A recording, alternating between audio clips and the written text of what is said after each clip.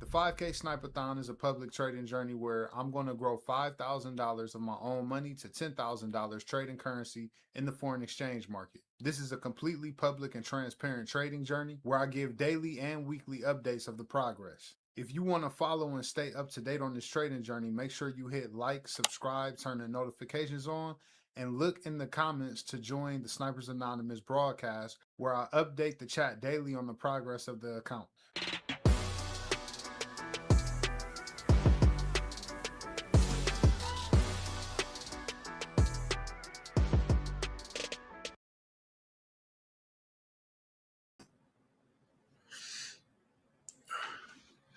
Peace and blessings, family. Peace and blessings. Welcome to another weekly update. This is week 27. Excuse me, I'm feeling a little under the weather. I caught something from my daughter, but tonight's going to be a quick show because I'm really not feeling well. So I'll go over last week's update, and then I'll go over where we are as far as the open trades on the account right now, and what I see for EU for the rest of the day, or I'm sorry, the rest of the week. But so last week we had a starting balance of $5,000, 5,037.54, and an ending balance of $5,023.24. We had one win, one loss, so a win rate of 50%, or win rate of 50%. There are currently two open trades running. The open profit so far, or the open loss on those trades, the last time I checked was it was in drawdown about $23, including both positions. And then the net profit so far on the account has been $23.24, and the net profit percentage has been 0.68%. The note that I have for this week is just like last week, still got my foot on the gas. And this week's focus is take risk. There's not a lot really going on as far as red folder news goes. So the goal is still, no matter what happens with the current positions that are in, to just continue shooting and continue, taking chances, and just taking, those opportunities when I see them. Thank you, Darius. Thank you, Khalil. Appreciate the prayers. So let's go ahead and get into it. So, like I said, there's really not a lot going on with news, so I'll go over it really quick so you can see. But it's nothing really significant going on this week. Tomorrow, or going into the London tonight, we got employment change in the unemployment rate for the pound, and then we have something for the euro, the economic sentiment index at 5 a.m. And then at 8:15, they have the employment change. That's something that is recorded weekly. And then housing starts and building permits. The pound does have inflation rate year on year. That is going to be big for the pound, but still nothing for the euro, CPI at 5 o'clock in the morning. FOMC minutes, that's actually going to be significant. That is, I take that back. On Wednesday, I'll be looking out for that. We got jobless claims on Thursday for the United States dollar, and then Friday we have retail sales for the pound. But like I said, other than that, other than the FOMC minutes at 2 o'clock on Wednesday, nothing really significant going on with news.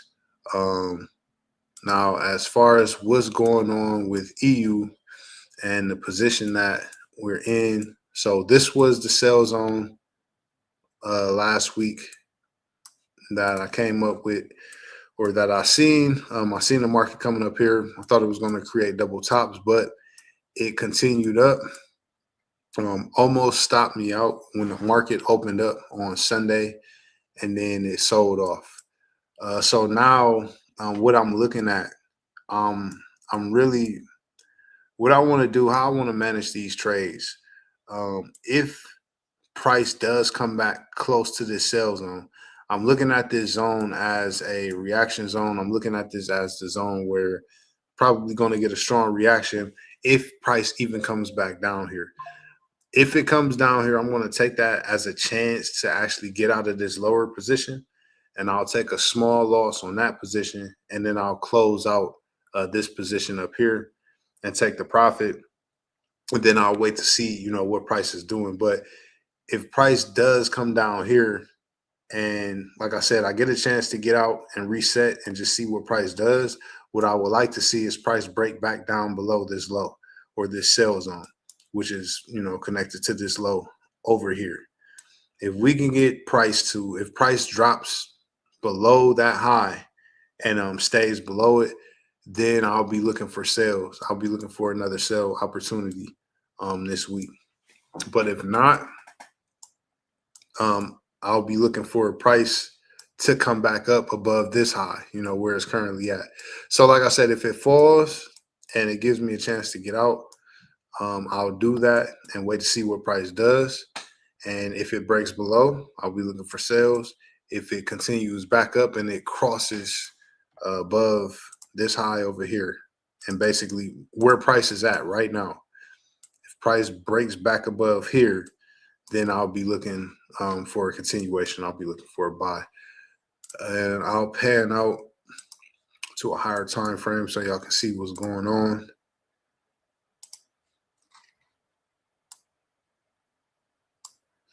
We broke out of this channel.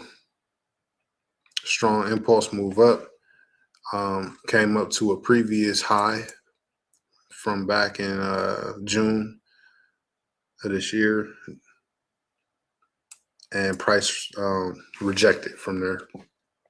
So long term, I would like to see it sell off and come back down to this mitigation zone here. And let's go here so we can have a clear picture.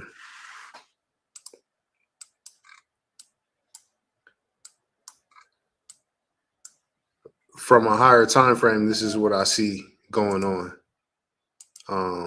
This was another extension, and then this is a pullback, and it's come back up into the 50% area, almost reached up into the 618. And I'm looking for it to come back down to at least this level right here.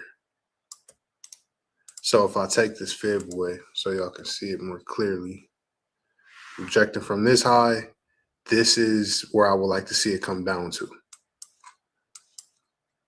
This would be my my long-term shot, or this would be like a swing trade. This would be a swing trade. If price happens to break down from where it's at, then I will be targeting these levels down here for a swing trade. And from where price currently is, that is a range of, it's about 80 pips. So even if we break down to the last low, which is here, still about a range of 68 to 70 pips. All right, but that's it. Like I said, I'm gonna keep this episode short for the sake of not feeling well. I'm ready to get in bed and get some rest, y'all. I'm sorry, man. But I will keep y'all up to date throughout the week on any changes that I make. As always, all right, this is a transparent trading journey, so anything that I do as far as wins and losses or closing things out, or any management that I do to the trades, I will keep y'all updated in the chat. But I appreciate everybody that came to the call. I appreciate y'all time. I hope y'all take this extra time to, kind of brush up and look at the charts for yourselves, or get some rest and spend some time with y'all family. But thank y'all for showing up as usual. And y'all have a blessed evening and a blessed week. And I will see y'all in the chats and the charts. Remember, becoming a master trader isn't about mastering the markets as much as it is about mastering yourself, and discipline before profits, and faith over everything. Love y'all. Good night.